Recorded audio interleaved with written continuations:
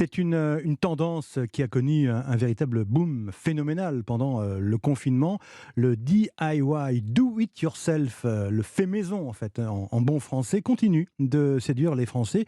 Aujourd'hui, le marché représente 1250 milliards d'euros et en 2022, l'inflation et la baisse du pouvoir d'achat ont encore un peu plus poussé les Français vers ce mode de consommation bon marché, Noah Moussa. Oui, par exemple, Mélanie, 46 ans, ne jure plus que par le DIY depuis qu'elle a vu son bidon de lessive industrielle passer de 10 à 13 euros en quelques mois. J'ai décidé de faire ma lessive moi-même. Ça me coûte à peu près une vingtaine d'euros à l'achat de ces ingrédients, mais finalement, j'en ai pour 6-7 bidons de lessive par la suite. Donc c'est plutôt très simple et très économique. Et donc une économie de 160 euros sur une année.